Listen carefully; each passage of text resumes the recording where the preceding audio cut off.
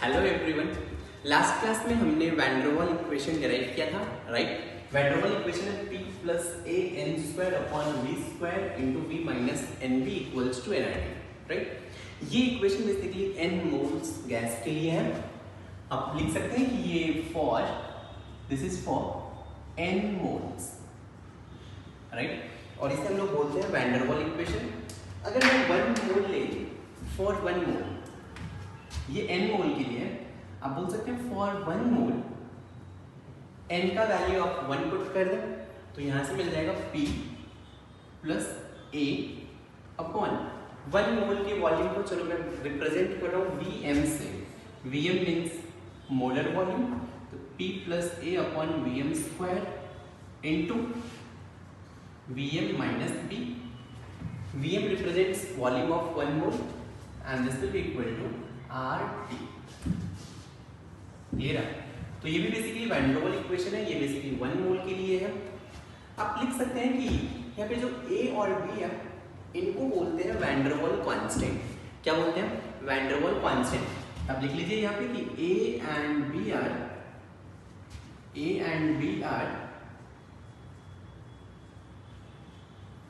Van der वाल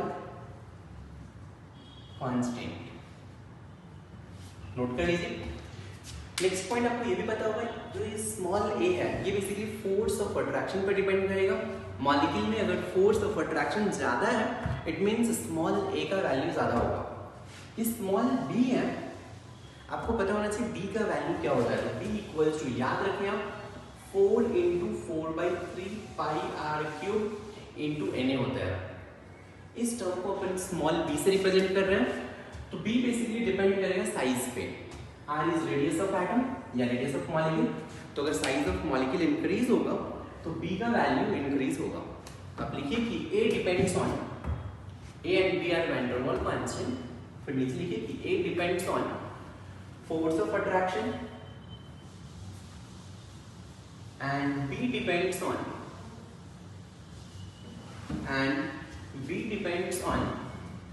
small b depends on volume of molecule.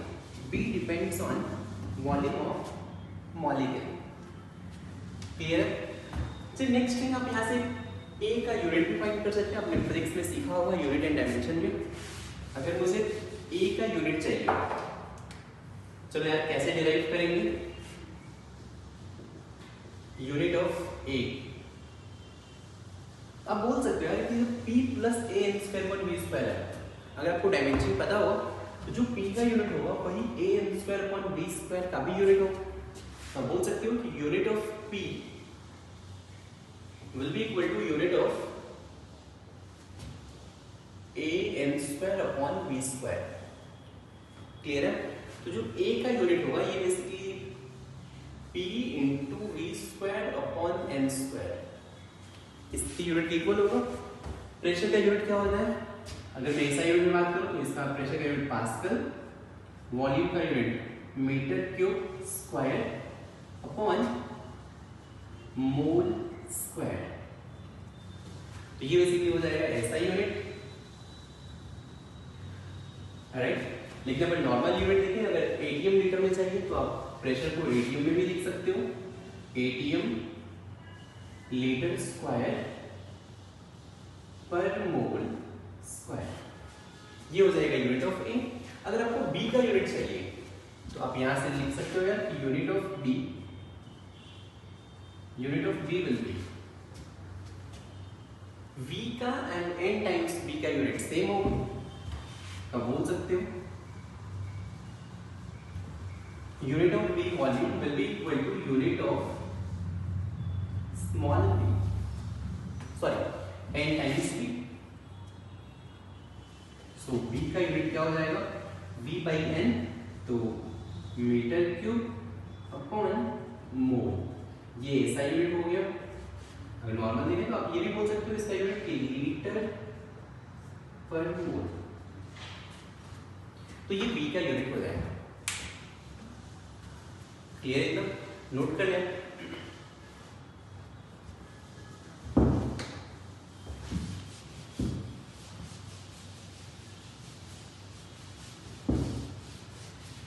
Note पे points लिख लेते हैं। नोट पे फर्स्ट पॉइंट,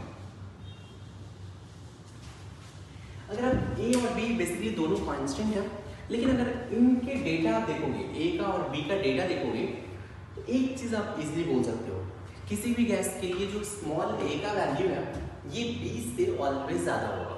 तो फर्स्ट पॉइंट आप ये कंक्लूड कर सकते हो ए और बी के यूनिट, मतलब सॉरी ए एंड बी के वैल्यू से। First point, for a given gas A is always greater than B. For a given gas, A is always greater than B. First point. Second point. A किस पे depend करेगा? Force of attraction पे। आप ये भी लिख सकते हो A depends on force of attraction. अभी फोर्स ऑफ अट्रैक्शन कैसे कंपेयर करना है ये हम लोग केमिकल बॉन्डिंग में सीखेंगे, जो हमारा नेक्स्ट चैप्टर है इसमें हम लोग सीखने वाले हैं। लेकिन अभी के लिए सिर्फ मैं आपको लिखवा देता हूँ, ठीक है। बहुत सारे लोगों को समझ में नहीं भी आएगा, ठीक, जिन्होंने 10th में थोड़ा बहुत केमिकल बॉन्डिंग पढ़ा है वो शायद रिलेट कर पाएंगे। तो आप ये बोल सकते हो कि a depends on force of attraction. जो भी गैस पोलर होते हैं और कोई नॉन पोलर गैस है, पोलर गैस में फोर्स ऑफ अट्रैक्शन ज़्यादा होता है नॉन पोलर गैस से। कुछ भी टेंशन नहीं लेना है, ये वाला जो पॉइंट है पोलर गैस कौन से होते हैं, नॉन पोलर कौन से होते हैं, ये हम लोग केमिकल बॉन्डिंग में पढ़ेंगे। Point number A. सेकेंड में पॉइंट नंबर बी, दो गैस है, दोनों ही नॉन पोलर है, फिर कैसे डिसाइड करोगे? तो यहाँ पे हम van der Waals force of attraction की बात करते हैं। फिर से van der Waals force of attraction क्या होता है मैं इस टॉपिक में डिस्कस नहीं करने वाला हूँ, हम लोग केमिकल बॉन्डिंग में पढ़ेंगे, राइट। लेकिन बस आप नोट कर लिख लिया कि for two non polar gases molecular weight increases. अगर मॉलिक्यूलर वेट इंक्रीज होगा तो फिर वैन डर वाल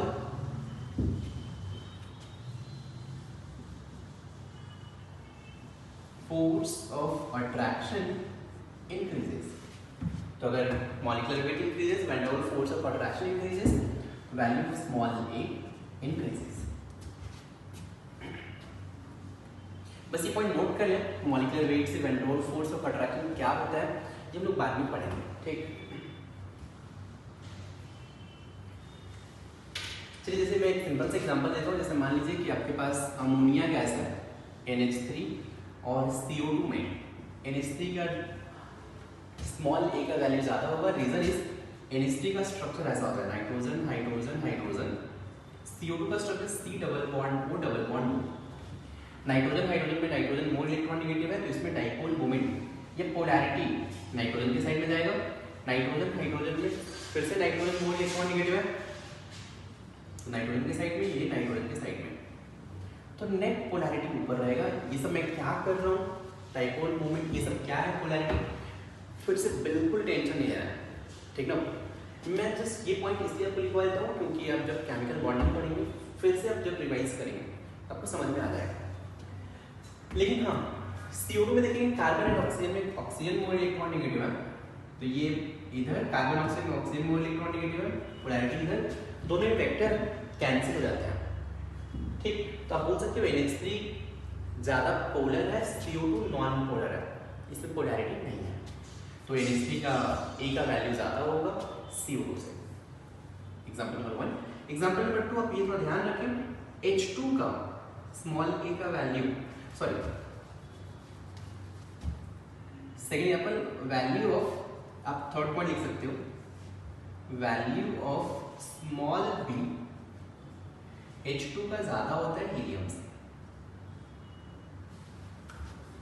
ठीक।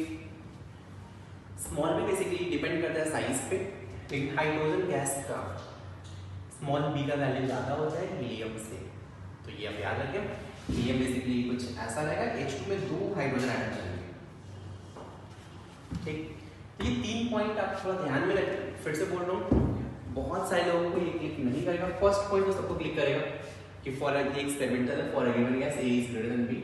सेकंड पॉइंट A के लिए, A डिपेंड करेगा फोर्स ऑफ अट्रैक्शन पे, और फोर्स ऑफ अट्रैक्शन कैसे कंपेयर करते हैं ये मैं केमिकल बॉन्डिंग में डिटेल में पढ़ाऊंगा, में जो सेकंड पॉइंट है ये अपन कहाँ पे पढ़ेंगे, केमिकल बॉन्डिंग में, जो अपना नेक्स्ट चैप्टर है, ठीक ना। तो पोलर गैस में अट्रैक्शन ज़्यादा होता है नॉन पोलर से। Polar gas non polar gas क्या होते हैं अभी अपन डिटेल में नहीं पढ़ने वाले। दो नॉन पोलर गैस है तो फिर जिनका मॉलिक्यूलर वेट ज़्यादा होगा उनमें अट्रैक्शन ज़्यादा होगा। क्लियर है क्या? नोट कर लीजिए सिर्फ आप इतना।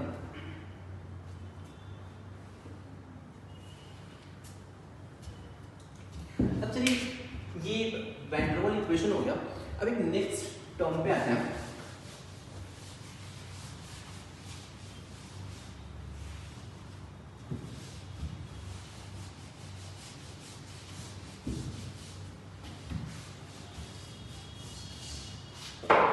Next term is compressibility factor. इसको हम लोग Z से रिप्रेजेंट करेंगे, compressibility factor Z।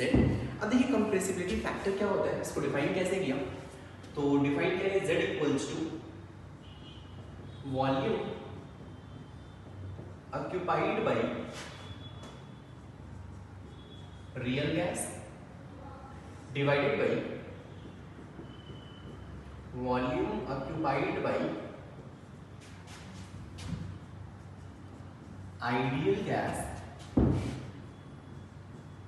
at same temperature and pressure. Z equals to volume occupied by real gas divided by volume occupied by ideal gas at same temperature and pressure. इस statement का मतलब क्या है, तो आप ये समझते हैं बेसिकली कंप्रेसिबिलिटी फैक्टर रेशियो है volume of real gas bye volume of ideal gas. अब इस स्टेटमेंट का मतलब क्या हुआ, देखो यार इस स्टेटमेंट का मतलब ये है, मान लीजिए कि आपने क्या किया, लेट्स से टेम्परेचर और प्रेशर फिक्स कर दिया। लेट्स से टेम्परेचर मैंने जस्ट ऐसे एग्जांपल लिया, मैंने 300 केल्विन ले लिया और प्रेशर 180 ले लिया, राइट। मैंने कुछ let's say number of moles 2 moles gas ले लिया, 2 मोल्स गैस, प्रेशर 180 और टेम्परेचर 300 केल्विन रख लिया। तो ये 2 मोल्स गैस है, प्रेशर 180 है, टेम्परेचर 300 केल्विन है। अगर ये आइडियल गैस है, राइट, तो आप इमेजिन करो कि अगर ये आइडियल गैस है तो कितना वॉल्यूम ऑक्यूपाई करेगा। अगर आप इमेजिन करो कि ये आइडियल गैस है तो आप यहाँ पे आइडियल गैस इक्वेशन यूज कर सकते हो। तो आप बता सकते हो कि जो आइडियल गैस इक्वेशन से वॉल्यूम आएगा वही वॉल्यूम ये आइडियल गैस ऑक्यूपाई करेगा। तो volume will be equals to nRT by P। आपको N गिवन है, T गिवन है, P गिवन है। अब आइडियल गैस का वॉल्यूम फाइंड कर सकते हैं। कहाँ से फाइंड करेंगे, इक्वेशन से, अरे क्योंकि आइडियल गैस तो यूजुअली एग्जिस्ट नहीं करता है, एग्जिस्ट नहीं करेगा तो आप वॉल्यूम कैसे फाइंड करोगे, सिर्फ और सिर्फ इक्वेशन से। नेक्स्ट है volume occupied by real gas. इसका मतलब क्या हुआ, आप जैसे एक्सपेरिमेंट करो, एक्सपेरिमेंट करने का मतलब है अब टेम्परेचर 300 केल्विन रख लो, जैसे मान लो अभी टेम्परेचर 27 डिग्री सेल्सियस के आसपास है। अब बोल सकते हो टेम्परेचर 300 केल्विन है, एटमॉस्फेयर में अपन तो एटमॉस्फेरिक प्रेशर 180 में। अब क्या करो, एक कंटेनर में टेम्परेचर कितना है अभी 300 केल्विन है, प्रेशर कितना है अभी 180 में। अब इस कंटेनर में 2 मोल्स गैस ऐड कर दो और चेक करो कि ये गैस कितना वॉल्यूम ऑक्यूपाई कर रहा है। क्लियर है? अब ये गैस जो भी वॉल्यूम ऑक्यूपाई करेगा, ठीक, मैं इसे बोलूंगा वॉल्यूम ऑफ रियल गैस, क्योंकि आपने ये मेजर किया, आपने ऐसे इक्वेशन से फाइंड नहीं किया, आपने ये नहीं माना कि ये आइडियल गैस है और PV इक्वल्स टू nRT लगाया। आपने रियल में गैस लिया है, आपने टेम्परेचर 300 केल्विन, प्रेशर 180 रखा है, 2 मोल्स गैस ऐड किया, कंटेनर का वॉल्यूम मेजर किया। क्लियर है? अब यार यहाँ एक्सपेरिमेंट से जो भी वॉल्यूम आएगा इसको मैं बोल रहा हूँ वॉल्यूम ऑफ रियल गैस। लेकिन ये वॉल्यूम ऑफ आइडियल गैस का मतलब क्या है, 300 केल्विन 180 प्रेशर 2 मोल्स गैस है। आप कैलकुलेट करो कि अगर ये आइडियल होता तो वॉल्यूम कितना ऑक्यूपाई करता। कहाँ से कैलकुलेट करेंगे, PV इक्वल्स टू nRT से। तो ये जो नीचे वाला टर्म है आपने कैलकुलेट किया, ऊपर वाला टर्म है सेम टेम्परेचर प्रेशर पे आपने उसका वॉल्यूम फाइंड किया है। क्लियर है? आपको थोड़ा बहुत गेट किया होगा अभी, volume occupied by real gas divided by volume occupied by ideal gas at same temperature and pressure का मतलब क्या होगा? तो मैं इसकी प्लेस पे लिख सकता हूँ this is equal to volume of real gas divided by volume of ideal gas and this expression will be Z। यहाँ से मैं बोल सकता हूँ volume of real gas divided by volume of ideal gas की जगह पे PV इक्वल्स टू nRT, तो आप लिख सकते हैं nRT अपॉन P, राइट? तो यहाँ से Z equals to PV real upon nRT।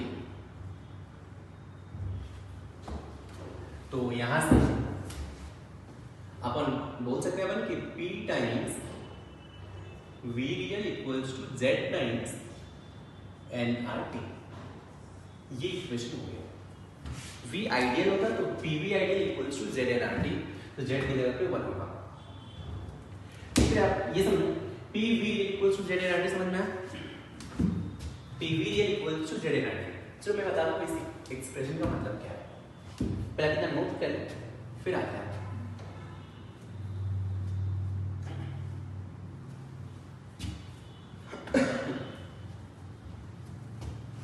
चलिए अब देखो यार, ये जो Z का वैल्यू है, ये Z equals to V real upon V ideal.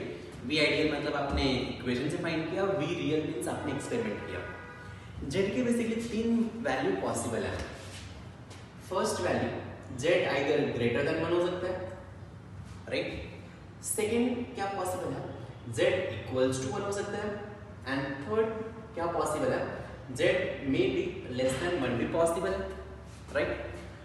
अगर Z ग्रेटर देन 1 है, तो अगर ये टर्म ग्रेटर देन 1 है, इसका मतलब है यहाँ से आप ये कंक्लूड करोगे volume of real gas is greater than volume of ideal gas.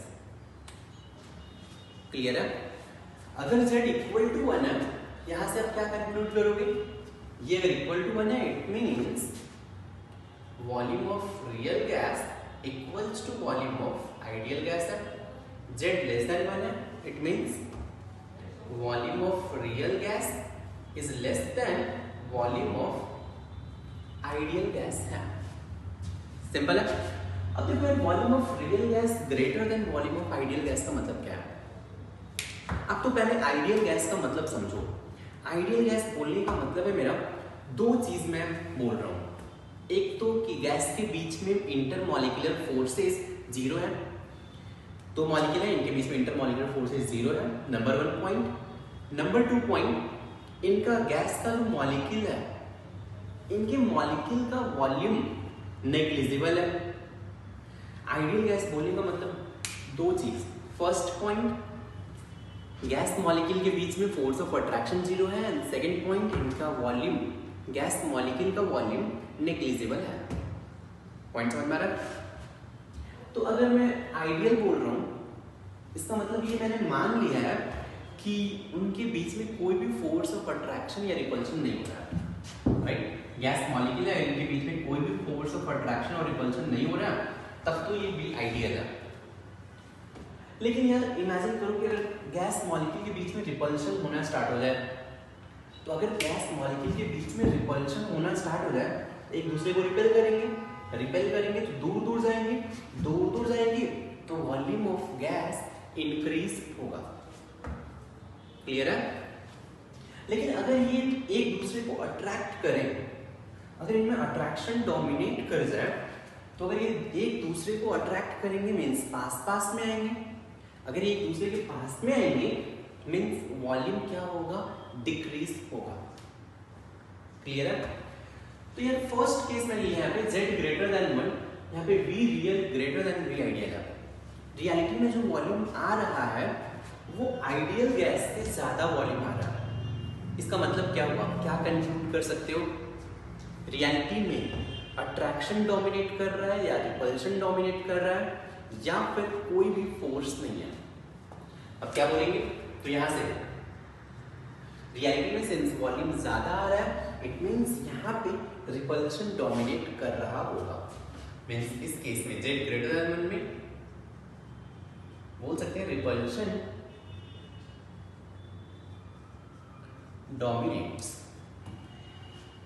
Real gas का वॉल्यूम अगर आइडियल गैस के इक्वल आ जाए रियलिटी में, इसका मतलब क्या होगा कि कोई फोर्स ऑफ अट्रैक्शन है ही नहीं। अब बोल सकते हैं नो इंटरैक्शन। लेकिन अगर रियल गैस का वॉल्यूम आइडियल गैस से कम आ रहा है, आइडियल गैस तब का केस है जब मैं मान रहा हूं कि मॉलिक्यूल के बीच में कोई इंटरैक्शन नहीं है। रियलिटी में वॉल्यूम कम आ रहा है, वॉल्यूम कम आ रहा है, इट मींस अट्रैक्शन डोमिनेट कर रहा होगा। तो आप यहां से बोल सकते हैं अट्रैक्शन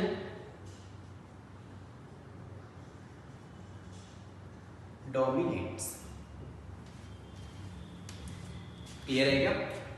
नोट कर लीजिए आप।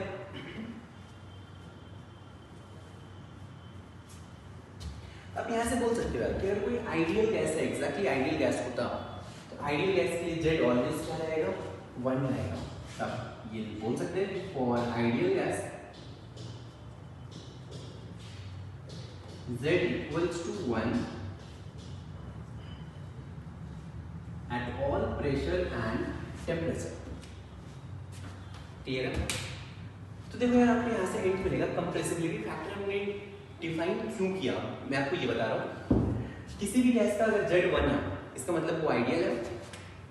Z1 पे आइडियल है, Z ग्रेटर देन 1 है, जितना ज्यादा ग्रेटर देन 1 होगा, राइट, इसका मतलब उसमें रिपल्शन फोर्स उतना ज्यादा डोमिनेट करेगा। मतलब उसमें डेविएशन बहुत ज्यादा होते जाएगा। सिमिलरली Z1 से जितना ज्यादा दूर जाते जाएगा, Z1 से कम हो रहा है, इसका मतलब है उसमें अट्रैक्शन डोमिनेट कर रहा है, मींस उसमें रियल गैस कैरेक्टर डेवलप हो रहा है। इट मींस आप यहाँ से बोल सकते हो कि किसी भी गैस का अगर Z1 है, मींस वो आइडियल बन गया। 1 के पास में है, मतलब वो आइडियल गैस बिहेवियर के पास में है, राइट। Z1 से जितना ज्यादा दूर जाएगा, किसी भी गैस का Z या कंप्रेसिबिलिटी फैक्टर 1 से जितना ज्यादा दूर जाएगा दोनों साइड में, उसमें डेविएशन उतना ही ज्यादा होते जाएगा। क्लियर? अब एक पॉइंट नोट कर सकते हैं कि कंप्रेसिबिलिटी फैक्टर ब्रैकेट में Z is a measure of compressibility factor is a measure of compressibility factor is a measure of extent of deviation is a measure of compressibility factor is a measure of extent of deviation of real gases, extent of deviation of real gases from ideal behavior, from ideal behavior। Clear है? Ideal behaviour से कोई भी gas कितना ज्यादा deviate हो रहा है ये आप Z से फाइंड कर सकते हैं। क्लियर है?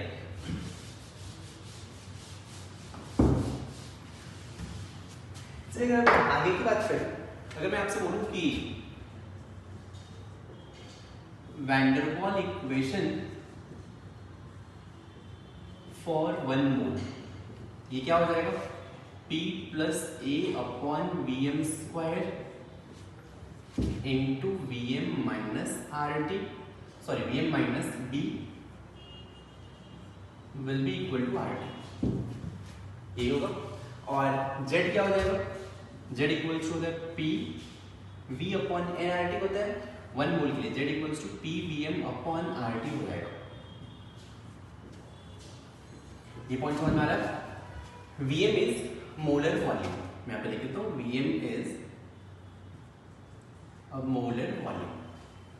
वैसे Z equals to PV upon NRT होता है, लेकिन अगर 1 मोल है तो फिर आप लिख सकते हैं Z equals to PVM upon NRT की प्लेस पे आप N1 पुट कर दीजिए, Z equals to PVM upon RT मिल जाएगा।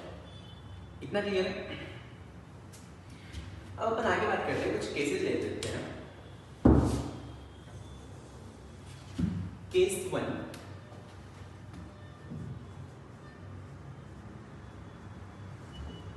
एट लो प्रेशर, समझने का थोड़ा ट्राई करना ये पॉइंट।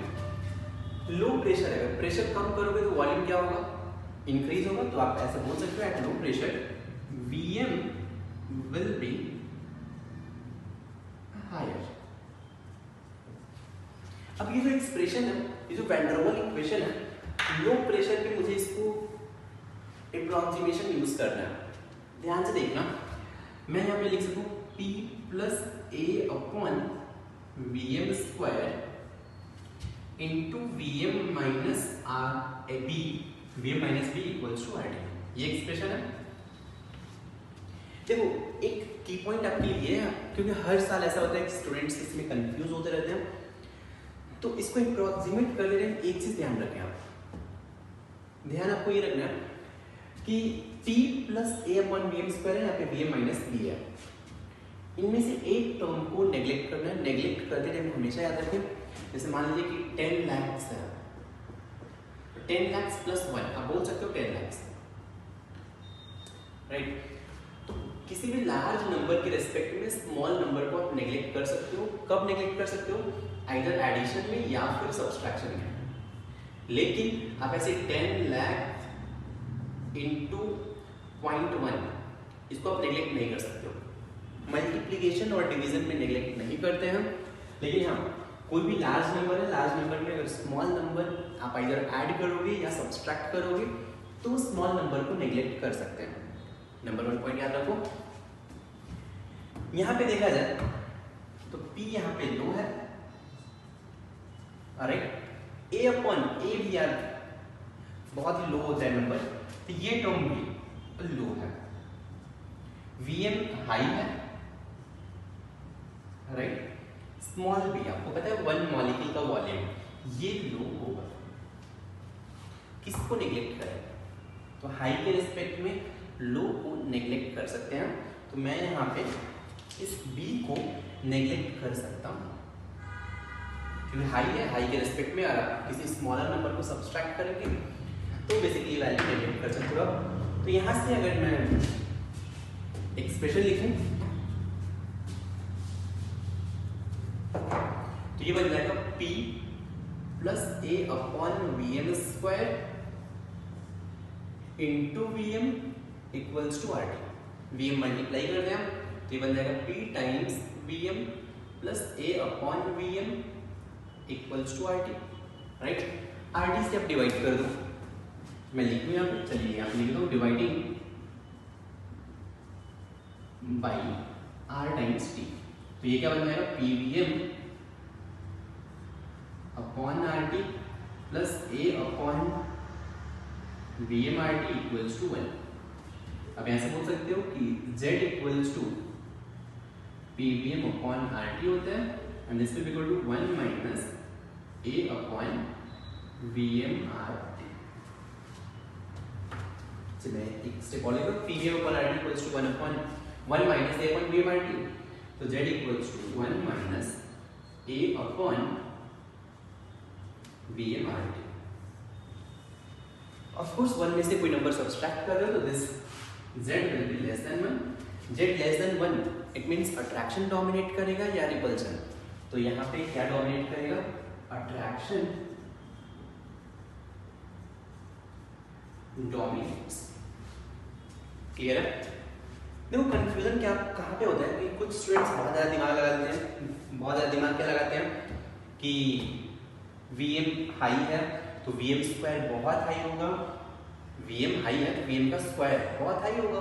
तो A upon Vm square 1 upon very high, किसी भी नंबर में अगर वेरी हाई नंबर को डिवाइड करो तो वेरी लो हो जाएगा। कुछ लोग ये दिमाग लगाते हैं कि लो है ये वेरी लो हो जाएगा, तो लो के रिस्पेक्ट में वेरी लो को नेग्लेक्ट कर दें। तो यूजुअली मतलब ये हर साल ऐसे डाउट आते हैं। तो फिर से बोल रहा हूँ, जैसे बोल रहा हूँ वैसे सोचो, बहुत ईजी रहेगा। अब यहाँ पे देखो याद कैसे रखना है, लो नंबर है, यहाँ पे एक हाई नंबर है।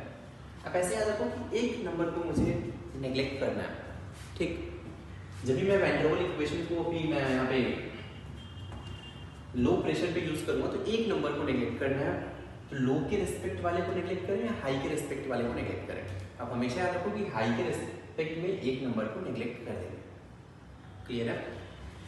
नोट कर लिया। चलिए केस 2 पे आते हैं। At high pressure, high pressure पे अब Vm क्या हो जाएगा? Vm विल बी लो। अब देखिए क्या होगा, हाई प्रेशर है तो Vm लो हो गया और ये हाई है। फिर से बोलूँ आप सिंपल से नॉर्मल दिमाग लगा के सोचो, बहुत इजी रहेगा। हाई प्रेशर में मींस P हाई है, Vm लो है, राइट। आप ऐसे सोचो कि ये हाई नंबर है और यहाँ पे इससे बड़ा है। फिर से बोलो, कंफ्यूजन नहीं आना चाहिए। P हाई नंबर है, चलो मैं लिखता हूँ, ये हाई है और ये Vm ये लो है। लो के रिस्पेक्ट में लो को नेग्लेक्ट मत करो आप। आपको यहाँ से की पॉइंट क्या मिल जाएगा, बस एक लाइन याद रखो, हाई के रिस्पेक्ट में किसी और नंबर को नेग्लेक्ट कर सकते हैं। तो ये नंबर हाई है, इसीलिए आप A/Vm² को ये नेग्लेक्ट कर दो। ठीक, तो फिर आपको एक्सप्रेशन क्या मिलेगा?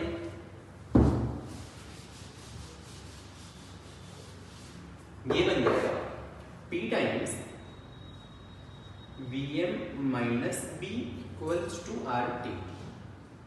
तो PVm minus P times B equals to RT। RT से फिर से डिवाइड कर दें,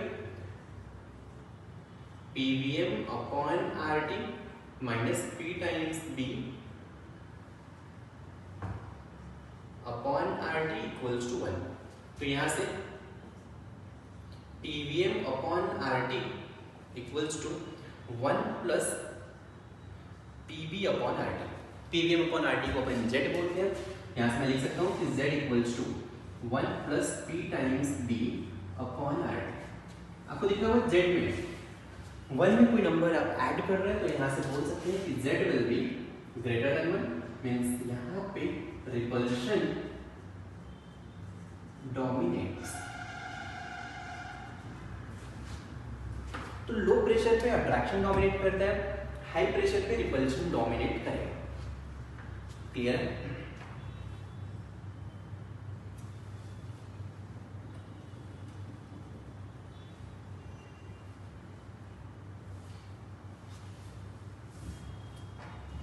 थर्ड केस पे आते हैं।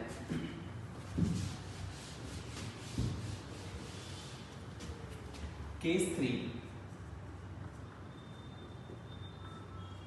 at low pressure and high temperature।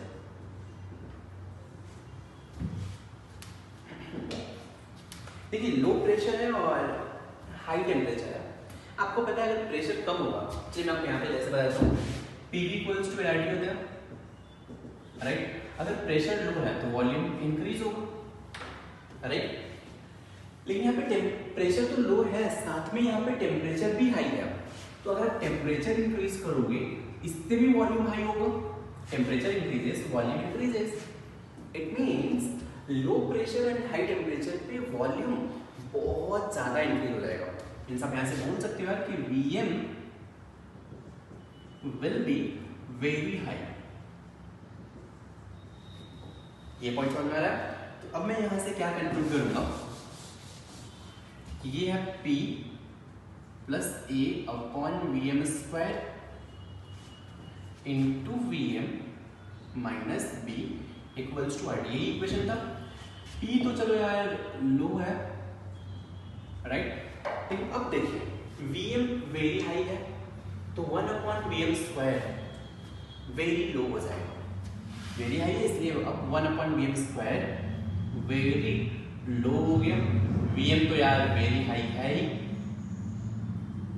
तो फिर से लो के रिस्पेक्ट में इस केस में आप वेरी लो को नेग्लेक्ट कर सकते हैं। मींस यहां से क्या मिल जाएगा इस सिचुएशन में, ये भी नेग्लेक्ट हो जाएगा, ये भी नेग्लेक्ट हो जाएगा। तो क्या बन जाएगा PVm इक्वल्स टू RT। आपको ये इक्वेशन कुछ जाना पहचाना सा लग रहा होगा, PV इक्वल्स टू NRT में n अगर 1 मोल पुट करेंगे तो ये मिलेगा। इट मीन्स इस केस में Z means PVM upon RT will be equal to 1 means Z equal to 1 means gas क्या बन जाएगा, आइडियल गैस बन जाएगा। आपको पता है कि रियल गैस लो प्रेशर और हाई टेम्परेचर पे क्या बन जाते हैं, आइडियल गैस बन जाते हैं, राइट। नोट कर लें। तो नेक्स्ट आता है केस 4।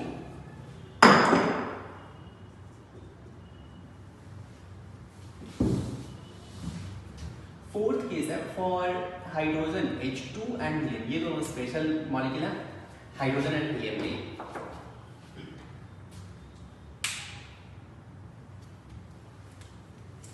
देखिए हाइड्रोजन एंड हीलियम में क्या होता है कि ये मॉलिक्यूल बहुत ही स्मॉल होते हैं। मतलब पूरे पीरियोडिक टेबल में देखा जाए पूरे एलिमेंट में तो हाइड्रोजन और हीलियम स्मॉलेस्ट मॉलिक्यूल होंगे, लेकिन इनका साइज बहुत ही स्मॉल है। तो ये नॉन पोलर होते हैं, पोलर तो होते हैं नहीं, नॉन पोलर मॉलिक्यूल है। नॉन पोलर मॉलिक्यूल में अट्रैक्शन ऐसे ही कम होता है, साथ में इनका साइज भी कम है। साइज कम है इसका मतलब इनमें van der Waals force of attraction भी कम रहेगा। इसीलिए इन दोनों के लिए ये जो फोर्स ऑफ अट्रैक्शन A का वैल्यू है ये अप्रोक्सीमेटली इक्वल टू 0 होता है। क्यों होता है, दो रीजन है। एक तो ये गैस पोलर नहीं है, नॉन पोलर गैस है। बहुत सारे लोगों को पोलर नॉन पोलर नहीं समझ में आ रहा होगा, कोई बात नहीं। H2 gas, H single bond H है। यहाँ पे गैस में या मॉलिक्यूल में पोलैरिटी डेवलप नहीं हो रहा है, नहीं डेवलप हो रहा है, इतने से नॉन पोलर गैस है। नॉन पोलर गैस में भी मैंने बोला है size increases, van der Waals force of attraction increases. लेकिन ये तो स्मॉलेस्ट गैस है, स्मॉलेस्ट गैस है तो इनमें van der Waals force of attraction भी सबसे कम होता है। मीन्स इनमें अट्रैक्शन नेग्लिजिबल होगा। अट्रैक्शन नेग्लिजिबल होगा तो A का वैल्यू ये ऑलमोस्ट 0 होता है। तो अब देखिए केस 4 में for hydrogen and helium force of attraction is negligible, force of attraction is negligible, force of attraction is negligible. क्यों होता है, because of force of attraction is negligible because of lack of polarity, because of lack of polarity. Force of attraction is negligible because of lack of polarity and very weak van der Waals force of attraction and very weak van der Waals force of attraction। ये very weak van der Waals force of attraction क्यों होता है, because of smaller size, right, and very weak van der Waals force of attraction। हो गया। अब इनमें यार force of attraction है ही, तो आप यहाँ से A इक्वल्स टू 0 बोल सकते हो, A is approximately equal to 0। अब इनके लिए van der Waals gas equation क्या हो जाएगा, तो ये P plus A upon Vm square into Vm minus B equals to RT। ये है A upon Vm square, neglect कर सकते हो आप, राइट। तो ये हो जाएगा P into Vm minus B equals to RT। आप इसको यूज कर लीजिए फिर से, PVM minus P times B equals to RT। RT से अगर अपन डिवाइड कर दें तो PVM upon RT minus P times B upon RT equals to 1। तो यहाँ से फिर से Z इक्वल टू क्या हो जाएगा, आप बोल सकते हो कि यहाँ पे Z equals to 1 plus PV upon RT।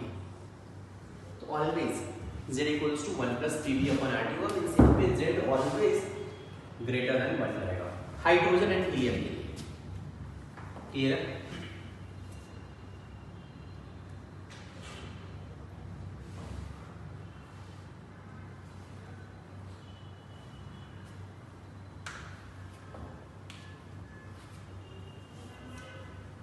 चलिए नोट कर लिया आपने।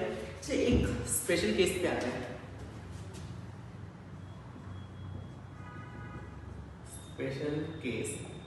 स्पेशल केस ये है, at very low pressure, very low pressure का मतलब है यार कि प्रेशर टेंडिंग टू जीरो है, ऑलमोस्ट बहुत ही कम प्रेशर है। इस केस में देखिए क्या होगा, वेरी लो प्रेशर में क्या होता है, जो रियल गैस है, real gas behaves as ideal gas. मतलब वेरी लो प्रेशर पे जो रियल गैस है ये ऑलमोस्ट आइडियल गैस बन जाता है। अब इसका लॉजिक क्या है, लॉजिक बहुत ही सिंपल सा है। वेरी लो प्रेशर का मतलब क्या होगा यार, वेरी लो प्रेशर मतलब मान लीजिए कोई कंटेनर में गैस है, अगर बहुत सारे गैस मॉलिक्यूल हैं तो ये गैस मॉलिक्यूल कंटेनर के वॉल से कोलाइड करेंगे, तो प्रेशर एक्सर्ट करेंगे। लेकिन अगर आपको वेरी लो प्रेशर चाहिए, आप इमेजिन करो सेम नंबर ऑफ मॉलिक्यूल को बहुत बड़े से कंटेनर में रख दो, सेम नंबर ऑफ मॉलिक्यूल है बहुत बड़े से कंटेनर में है, तब बोल सकते हैं कि मैंने बहुत ही कम प्रेशर बहुत ही कम एक्सर्ट करेंगे, बिकॉज ये वॉल से कोलाइड करेंगे, फोर्स पर यूनिट एरिया कम हो जाएगा। तो हुआ क्या, सेम नंबर ऑफ मॉलिक्यूल बहुत बड़े से कंटेनर में है। तो देखिए दो पॉइंट, एक तो ये मॉलिक्यूल है इनके बीच में डिस्टेंस इंक्रीज हो गया, पहले मॉलिक्यूल पास में थी तो इनमें इंटरेक्शन होगा, लेकिन मॉलिक्यूल के बीच में डिस्टेंस बहुत ज्यादा इंक्रीज हो गया। डिस्टेंस अगर बहुत ज्यादा इंक्रीज हो गया तो प्रैक्टिकली इनके बीच में कोई इंटरेक्शन होगा ही नहीं। नंबर वन पॉइंट, आपको पता है आइडियल गैस का डेफिनेशन क्या है, आइडियल गैस मीन्स जिनके बीच में कोई इंटरेक्शन नहीं हो। सेकेंड पॉइंट, मॉलिक्यूल का वॉल्यूम कंटेनर के वॉल्यूम के रिस्पेक्ट में नेग्लिजिबल हो, ऐसे गैस को बोलते हैं आइडियल गैस। आइडियल गैस क्या है, तो जिनके मॉलिक्यूल के बीच में कोई इंटरेक्शन नहीं है, number one point. Number two point, gas molecule का वॉल्यूम कंटेनर के रिस्पेक्ट में नेग्लिजिबल है। समझ में आया? यहाँ पे देखिए, अगर स्मॉल कंटेनर में होता तो बहुत ज़्यादा कोलाइड करेंगे, पास में मॉलिक्यूल इंटरेक्शन होगा, लेकिन इन्हीं को अगर आप दूर ले जाओ इंटरेक्शन कम हो गया, प्रैक्टिकली इनके बीच में कोई इंटरेक्शन नहीं है। नंबर टू पॉइंट, जो गैस मॉलिक्यूल का वॉल्यूम है अब कंटेनर के रिस्पेक्ट में नेग्लिजिबल है, तो आप ऐसे मॉलिक्यूल को या ऐसे गैस को आइडियल गैस बोल सकते हो।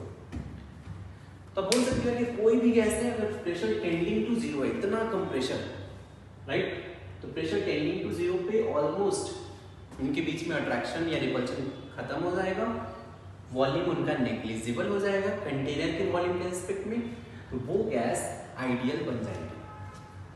क्लियर है क्या? तो ये 5 केसेस आप देखें और इनमें कोई डाउट नहीं होना चाहिए आपको। जैसे मैं इन 5 केसेस को मैं रिवाइज कर रहा हूँ, देखिए इसको ध्यान दें कि अगर z ग्रेटर देन 1 है, इसका मतलब क्या समझना है आपको, यहाँ पे रिपल्शन डोमिनेट करेगा, रिपल्शन डोमिनेट्स, नंबर 1 पॉइंट, और z लेस देन 1 में अट्रैक्शन डोमिनेट्स। याद है आपको, z greater than 1 repulsion dominate कर रहा है। आप समझो, अगर आपको गैस मॉलिक्यूल को लिक्विफाई करना है, लिक्विफाई करने का मतलब गैस को लिक्विड में लाना है, तो अगर गैस मॉलिक्यूल के बीच में अट्रैक्शन ऑलरेडी है तो इनको पास में लाना रिलेटिवली इजी होगा। लेकिन अगर गैस मॉलिक्यूल के बीच में रिपल्शन डोमिनेट है, रिपल्शन मतलब ऑलरेडी दूर दूर जाना चाहते हैं आप इनको पकड़ के पास में ला रहे हो, तो लिक्विफिकेशन यार बहुत ही डिफिकल्ट है। इट मींस अगर z ग्रेटर देन 1 है रिपल्शन डोमिनेट करेगा। आप ये भी बोल सकते हो कि डिफिकल्ट टू लिक्विफाई, राइट। लेकिन अगर z लेस देन 1 है अट्रैक्शन डोमिनेट करेगा, यहां पे बोल सकते हो इजी टू लिक्विफाई। क्लियर है? देख लीजिए आप,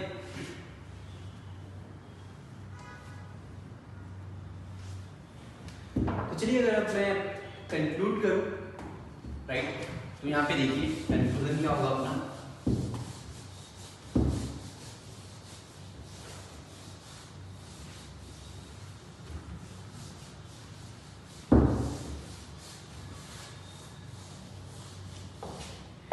बोल सकते हैं कि जो गैस मॉलिक्यूल होते हैं ये दो टाइप के होते हैं। एक तो होता है आइडियल गैस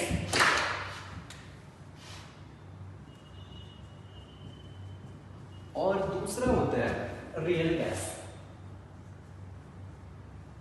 ये बोल सकते हो आइडियल गैस में इक्वेशन फॉलो करेगा PV इक्वल्स टू nRT और यहाँ पे Z का वैल्यू 1 होगा। रियल गैस कौन सा इक्वेशन फॉलो करेगा? P plus A N square upon V square into V minus NB equals to nRT, right, और यहाँ पे Z नॉट इक्वल टू 1 होगा। Number 1 point. Next thing ideal gas है, मतलब आपको एक चीज समझ में आना चाहिए कि यहाँ पे नो इंटरमॉलिक्यूलर इंटरैक्शन होगा। Number 1 point. Number 2 point, molecular volume is negligible. दो चीज पक्का है, नेग्लिजिबल, राइट। अगर आइडियल गैस है मतलब कोई इंटरमॉलिक्यूलर इंटरैक्शन नहीं होगा और मॉलिक्यूलर वॉल्यूम नेग्लिजिबल होगा। रियल गैस है, इसमें Z नॉट इक्वल टू 1 में दो केस हो सकते हैं, एक Z ग्रेटर देन 1 और एक क्या पॉसिबल है Z less than 1, right. Z greater than 1 का मतलब है यहाँ पे रिपल्शन डोमिनेट करेगा, repulsion dominates Z less than 1 में, attraction dominates, right. Repulsion dominate और इनको फिर लिक्विफाई करना इजी है या डिफिकल्ट है? आप बोल सकते हो डिफिकल्ट टू लिक्विफाई, डिफिकल्ट है, राइट। ये क्या है? Easy to liquefy, right. फिर आप ये बोल सकते हो Z ग्रेटर देन 1 है, मींस ये आइडियल गैस से डेविएट हो रहा है रियल गैस, तो Z ग्रेटर देन 1 को बोलते हैं पॉजिटिव डेविएशन और Z लेस देन 1 को बोलते हैं नेगेटिव डेविएशन, नेगेटिव डेविएशन। एक चीज ध्यान रखिए, इसको डिफिकल्ट टू लिक्विफाई, इसको easy to liquefy. Ideal gas में लिक्विफिकेशन पॉसिबल ही नहीं है। इन सब ये याद रखो कि लिक्विफिकेशन नॉट पॉसिबल। क्लियर है क्या? तो यहां से हम ये कंक्लूड कर सकते हैं। चलिए अपन नेक्स्ट एपिसोड में फिर से यहीं से कंटिन्यू करेंगे, right. Thank you so much.